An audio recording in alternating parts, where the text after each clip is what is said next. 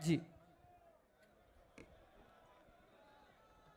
मेरे साथ बोलिए, भारत माता की, भारत माता की।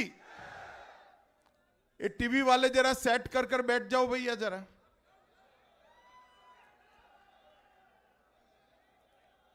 प्लीज भैया कैमरा सेट कर कर बैठ जाइए। मेरे साथ मंच पर उपस्थित राजस्थान भारतीय जनता पार्टी के अध्यक्ष श्रीमान सीपी जोशी जी, राजस्थान के प्रभारी। अरे भाई मेरी आवाज बड़ी है, चिंता मत करो, पहुंचेगी आवाज। बैठ जाओ बैठ जाओ। भाजपा के महासचिव श्रीमान अरुण सिंह जी, पूर्व केंद्रीय मंत्री और भाजपा के वरिष्ठ नेता श्रीमान सीआर चौधरी जी,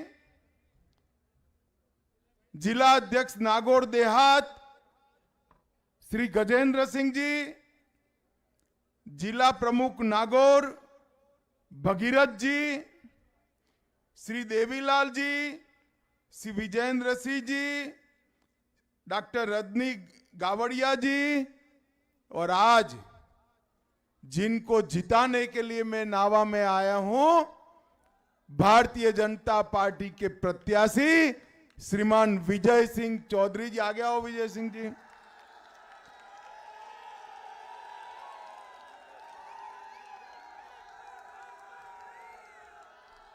और आज इस सभा में आए हुए प्यारे भाइयों बहनों माताओं और मेरे जिगर के टुकड़े जैसे युवा मित्रों, सबसे पहले नमक नगरी नावा की इस पावन धरती को मैं दोनों हाथों से प्रणाम कर कर मेरी बात की शुरुआत करता हूं। भैया मैंने पढ़ लिया, कांग्रेस ने नुकसान किया है, अब बैठ जाओ, मैं बोलता हूं बाद में। बैठ जाओ। हम सभी के आराध्य तेजाजी महाराज, भगवान देवनारायण, श्री यादे माता और मारोट के भेरू जी को भी प्रणाम कर कर मेरी बात की शुरुआत करता हूं। मित्रों, राजस्थान की भूमि आज से नहीं, सदियों से पूरे भारत के लिए सम्मान और गौरव की भूमि। राजस्थान ही एक ऐसा प्रदेश था जिसने मुगलों की आंधी के सामने डटकर मुकाबला किया और उनको रोकने का काम किया। महाराणा प्रताप, बप्पा रावल, राणा सांगा और महाराणा कुंभा की ये वीर परंपरा को राजस्थान आज भी आगे बढ़ा रहा है। पन्नाधाई, रानी पद्मिनी, गोरा बादल, जाला मन्ना, ये सब ने वीरता की कई कहानियां गढ़ी हैं।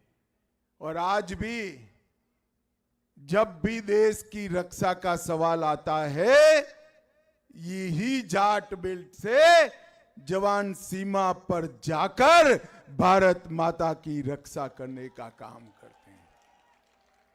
और इस पर न केवल हमें, पूरे देश को इस पर गौरव। और ये 5 साल अशोक गहलोत की सरकार चली।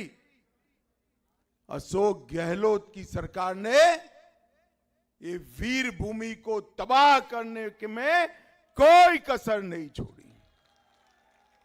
मैं यहां पर नावा वालों को कह सकता हूं कि सबसे भ्रष्ट सरकार अगर कहीं पर रही है तो राजस्थान की सरकार सबसे भ्रष्ट है। अभी मुझे एयरपोर्ट पर कुछ कम्युनिस्ट मित्र मिल गए तो उन्होंने कहा भाई साहब हम तो राजस्थान जा ही नहीं सकते। मैंने बोला भाई क्या बात है, चुनाव आयोग चुनाव देख रहा है, सब पार्टी के लोग प्रचार करते हैं, आप भी जाइए। कि नहीं, हमारे झंडे का कलर लाल है, लाल कलर देखकर गहलोत जी भड़क जाते हैं। कुछ भी लाल हो, गहलोत जी को लाल डायरी ही नजर आती है और कुछ नजर नहीं आता है। खनन विभाग में 66,000 करोड़ का घोटाला किया और अवैध खनन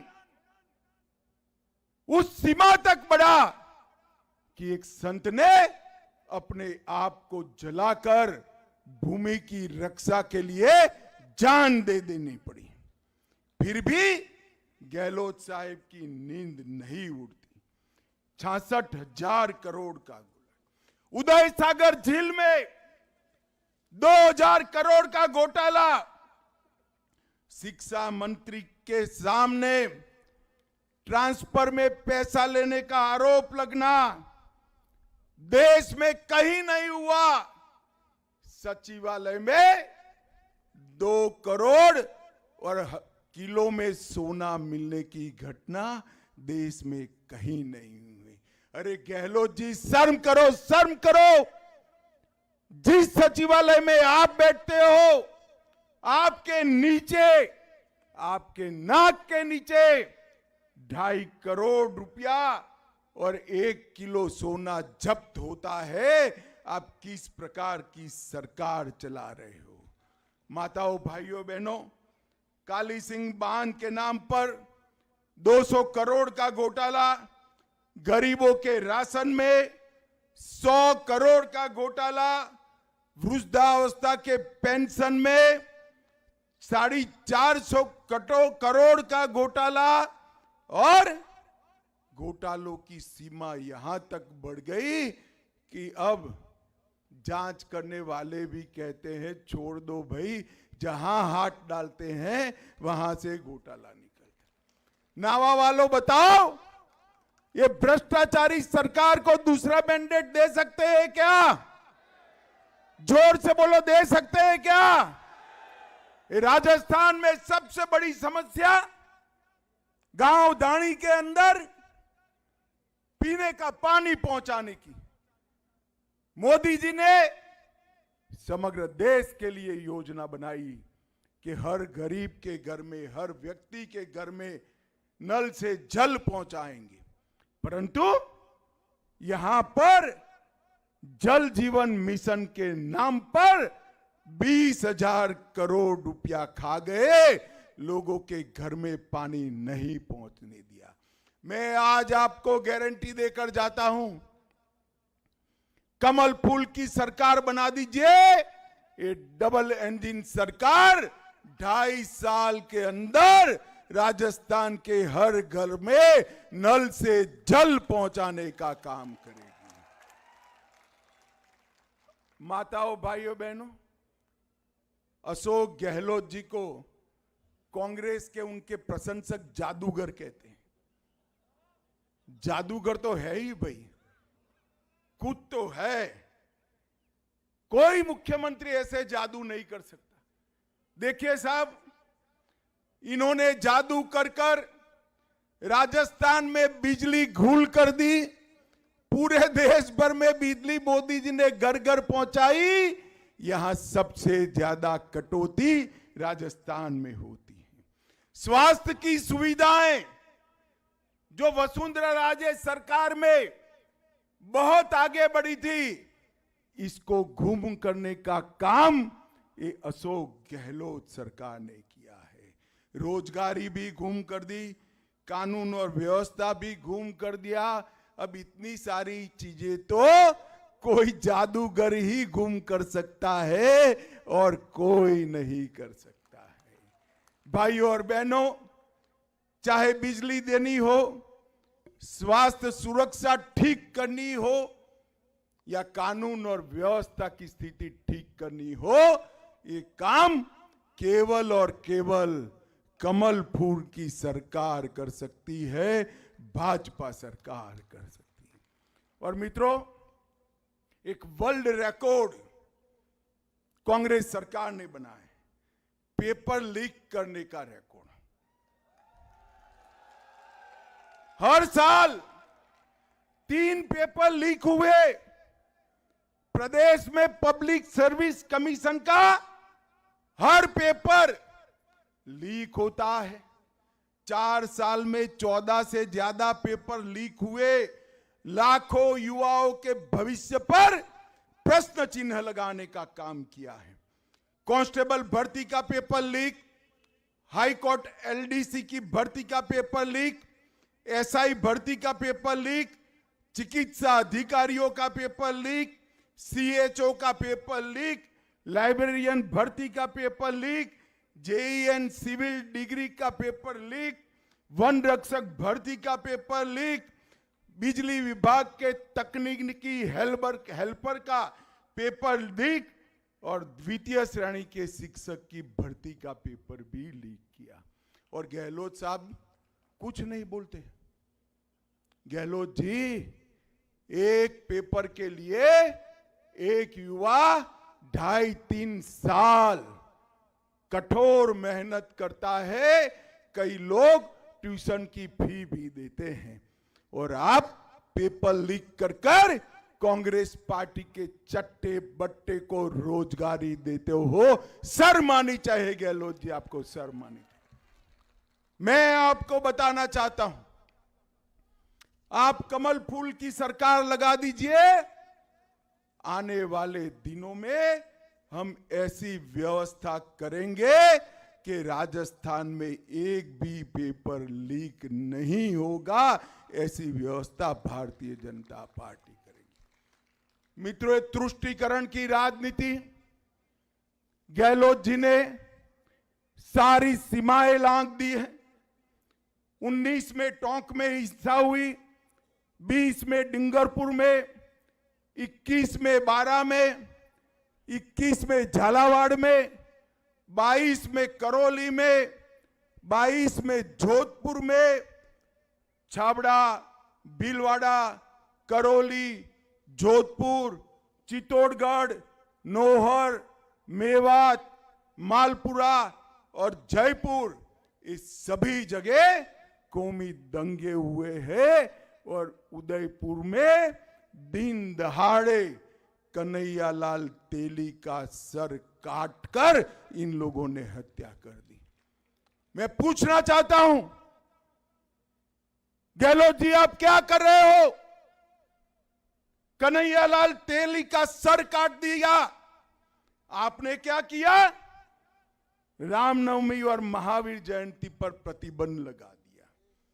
अब सर काटने वाले को तो ये कुछ नहीं करते। महावीर रैली, महावीर जयंती और रामनवमी पर प्रतिबंध लगा दिया। और दूसरी ओर कोटा में पीएफआई वाले धड़ल्ले से रैली निकाल रहे हैं।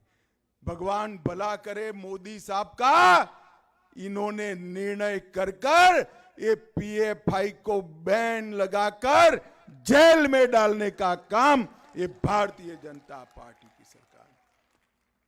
करौली में धारा 144 लगाई, अलवर में 300 साल पुराना मंदिर बुलडोजर से तोड़ा, झालावाड़ में कृष्णा वाल्मीकि पीट पीट कर हत्या करी, भरतपुर में संत विजयदास जी को आत्महत्या करनी पड़ी और सलासर में राम दरबार को भी बुलडोजर से गिराने का काम ये अशोक गहलोत की सरकार ने किया। मुझे बताओ नावा वालों, डेमोक्रेसी में सबका अधिकार है या नहीं है? है या नहीं है? ये तुष्टीकरण की राजनीति चल सकती है क्या? जोर से बोलो, चल सकती है? अरे उखाड़ कर फेंक दो गहलोत सरकार को, जो इस तरह की तुष्टीकरण की राजनीति करती है। और मित्रों, तुष्टीकरण की तो सीमा होती है। मुझे बताओ नावा वालों, ये कश्मीर हमारा है या नहीं है? जोर से बोलो, अंत तक है या नहीं है?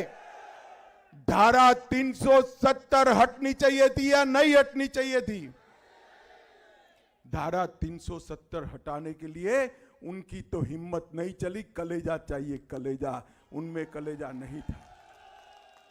आपने दूसरी बार 25 की 25 सीटें दी। मोदी जी 19 में प्रधानमंत्री बने। 5 अगस्त 2019 को मोदी जी ने धारा 370 समाप्त कर दी। और उस वक्त ये राहुल बाबा, काहे को हंसते हो भैया? ये राहुल बाबा खड़े होकर पार्लियामेंट में कहते थे धारा 370 मत हटाओ, खून की नदियां बह जाएगी। अरे राहुल बाबा, खून की नदियां छोड़ो। ये नरेंद्र मोदी का शासन है। किसी की कंकर चलाने की हिम्मत नहीं है, कंकर चलाने की। मोदी जी ने धारा 370 को समाप्त कर कर हमेशा के लिए हमारे कश्मीर को भारत के साथ जोड़ने का काम कर दिया। मित्रों, आज मैं राजस्थान की जनता को कहने आया हूं, अगर फिर से कांग्रेस की सरकार आती है तो पीएफआई जैसे संगठनों से कांग्रेस को कोई बचा नहीं सकता, कोई बचा नहीं सकता। भाई और बहनों, ये जो जाट बेल्ट में मैं आया हूं, सेना को सबसे ज्यादा जवान देने वाला ये प्रदेश है।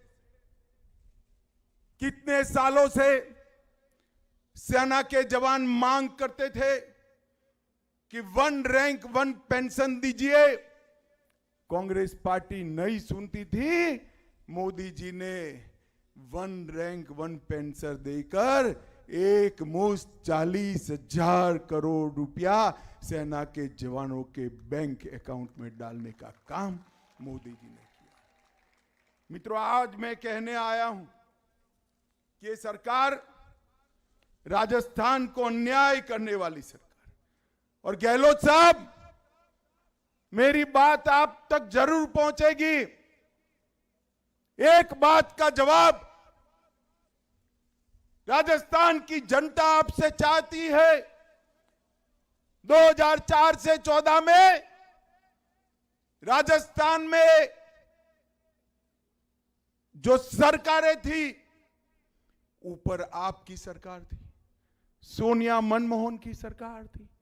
2004 से 14 तक केंद्र की कांग्रेस सरकार ने कितना पैसा राजस्थान के विकास के लिए दिया, इसका हिसाब दीजिए। मुझे मालूम है भाइयों बहनों, वो तो हिसाब नहीं देंगे, मगर मैं लेकर आया हूं। 2004 से 14 में इन्होंने 2 लाख करोड़ दिया था। कितना दिया था भाई? जोर से बोलो, कितना? और मोदी जी ने 14 से 23 में, उनके 10 साल के सामने हमारे 9 साल, 2 लाख करोड़ की जगह 8,71,000 करोड़ रुपया देने का काम नरेंद्र मोदी से।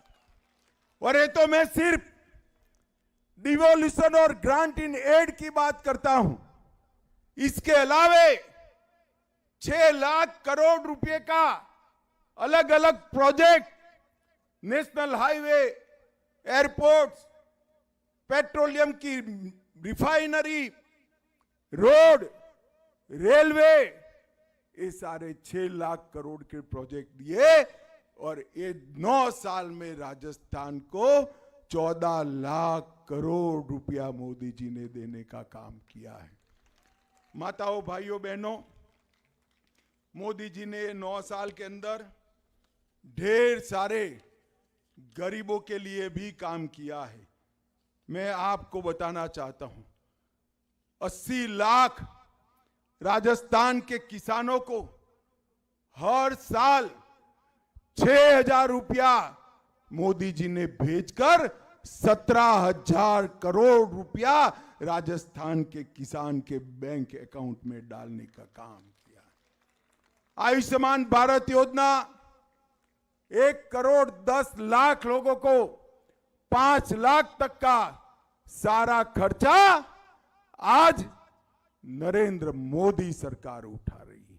86 लाख घरों में शौचालय बनाकर माताओं बहनों को सम्मान के साथ जीने का अधिकार दिया है और 4,20,00,000 गरीबों को प्रति व्यक्ति प्रति माह 5 किलो अनाज मुफ्त में देने का काम नरेंद्र मोदी सरकार ने किया है।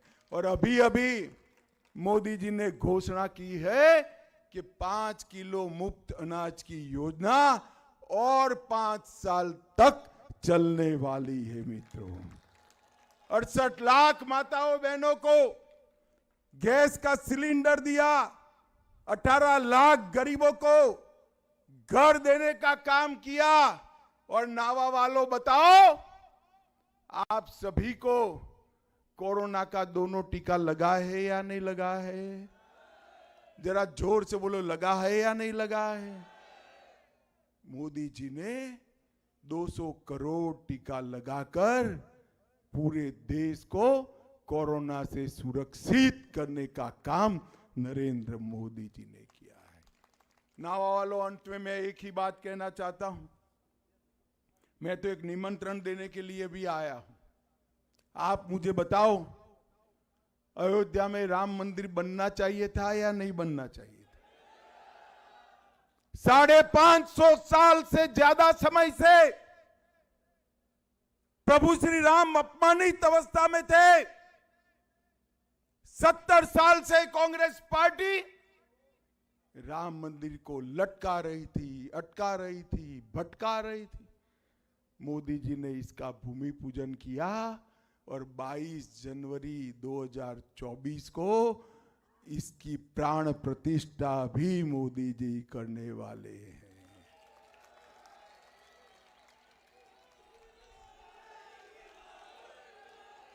मित्रों, ये राहुल बाबा 2019 में मैं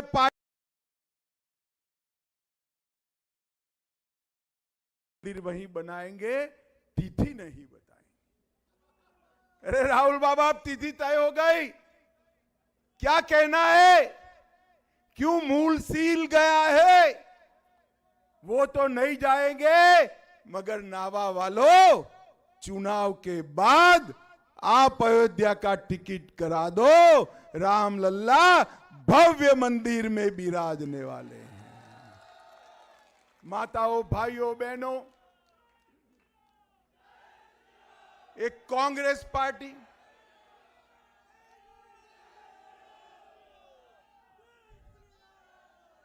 माताओं, भाइयों, बहनों, एक कांग्रेस पार्टी ना देश को सुरक्षित रख सकती है, ना देश को समृद्ध कर सकती है, ना देश को दुनिया में गौरव दिला सकती है। मोदी जी ने नई पार्लियामेंट बनाई, कर्तव्य पथ बनाया। मोदी जी भारत के तिरंगे को चंद्रमा पर ले जाने का काम मोदी जी ने किया है। माताओं, भाइयों, बहनों, मुझे बताओ, 2024 में मोदी जी को फिर से प्रधानमंत्री बनाना है या नहीं बनाना है? जोर से बोलो, दोनों हाथ उठाकर।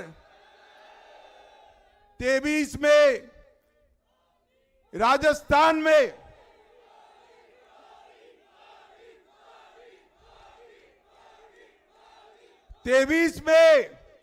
राजस्थान में फिर से भाजपा सरकार बनानी है ना? जोर से बोलो, बनानी है ना? कमल के फूल पर बटन दबाएंगे, हमारे प्रत्याशी को एमएलए बनाओगे, राजस्थान में भाजपा सरकार बनाओगे, 24 में मोदी जी को फिर से प्रधानमंत्री बनाओगे, तो मेरे साथ दोनों हाथ उठाइए, दोनों हाथ उठाइए, विजय के संकल्प की मुट्ठी बींचिए और प्रचंड आवाज से बोलिए, भारत माता की, भारत माता की, भारत माता की। वंदे वंदे वंदे